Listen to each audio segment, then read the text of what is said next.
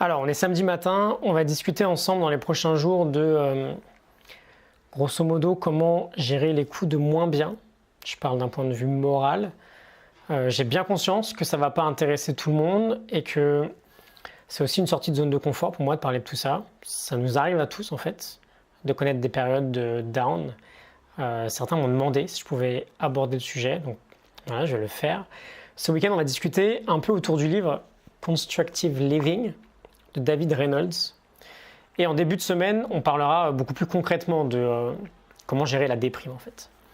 Je ne suis pas médecin, je ne vais pas m'aventurer dans tout ce qui est dépression profonde, mais je pense que j'ai quand même ma petite expérience sur le sujet. Ça pourrait être sympa d'en discuter ensemble. Ça fait partie du sujet un peu tabou, mais voilà, il n'y a pas trop de tabou ici, on peut parler de tout. Et encore une fois, si tu ne te sens pas du tout concerné par le sujet, tu peux faire une pause et revenir dans 4-5 jours. On parlera d'autres choses assez rapidement.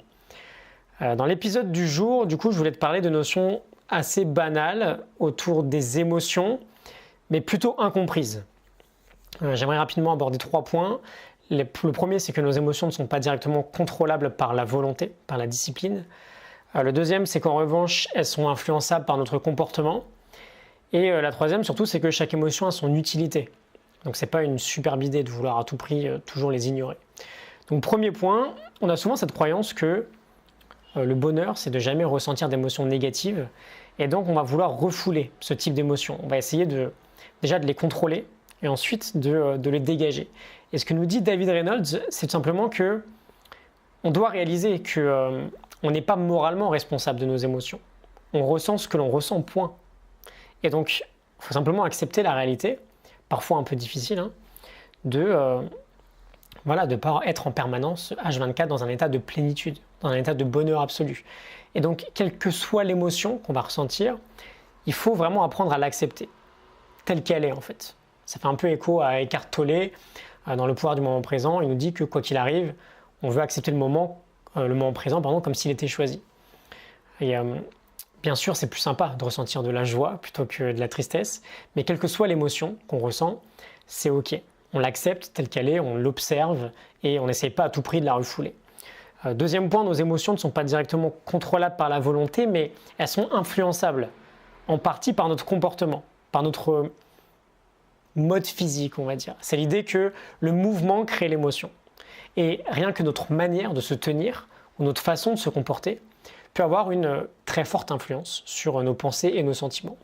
Par exemple, une idée que tu peux noter, le moyen le plus efficace, et c'est la science qui nous dit ça aujourd'hui, pour booster immédiatement notre morale, tu sais, quand on a un petit coup de moins bien, c'est tout simplement de faire quelque chose de bien pour quelqu'un d'autre. Un acte complètement aléatoire de gentillesse. Tu vas moins bien, tu fais quelque chose de sympa, de gentil pour une autre personne, même quelqu'un que tu ne connais pas. Et voilà, tu vas libérer de la sérotonine, une hormone qui, quand elle est absente, cause les premiers symptômes de la déprime. Un moyen assez sympa, d'ailleurs, de faire ça, de voir à quel point notre comportement peut influencer sur nos émotions. Tu peux aller tester ça dès maintenant. Et enfin, troisième point, l'idée de réaliser que chaque émotion, même quand elle n'est pas sympa à ressentir, elle a son utilité. Par exemple, la culpabilité, elle va nous faire revoir notre mode de pensée, elle va créer une remise en question. L'anxiété va créer de l'attention. La peur va préparer le corps à l'action. Elle est super saine, la peur, parce qu'elle va nous amener à être plus prudents. Et c'est sympa de prendre conscience de tout ça. Pourquoi je ressens telle ou telle émotion? En quoi ça m'est utile? Tout simplement parce que ça permet de se dire ok, c'est pas si mal en fait. Si je ressens du stress, si je ressens une douleur physique ou mentale, c'est potentiellement parce que dans mon quotidien, il y a quelque chose qui ne fonctionne pas bien. Dans mon corps ou dans ma tête, il y a quelque chose qui ne marche pas. Et il y a un petit bug que je peux peut-être résoudre. Il y a peut-être quelque chose que je peux soigner. Et d'ailleurs, c'est plutôt marrant, on fait vraiment une différence entre douleur physique et douleur morale. On ne les traite pas de la même manière. Quand on a mal quelque part, physiquement, là, on réalise facilement en fait l'utilité de la douleur. Alors que quand on a une douleur plutôt morale, on va souvent tenter de l'ignorer. Il faut vraiment avoir conscience que chaque émotion est utile. Et quand on réalise ça, c'est plutôt sympa en fait. On apprend à s'écouter un peu plus et on apprend surtout à toutes les apprécier en fait, parce qu'elles sont toutes là pour nous aider, pour nous guider, pour nous faire avancer en fait. Voilà. Petite entrée en matière très rapide sur les émotions. On ne peut pas les contrôler, mais on peut les influencer et elles sont toutes utiles à un certain niveau. Je te mets la morning note du livre Constructive Living de David Reynolds, c'est très bon. Je te mets ça en description.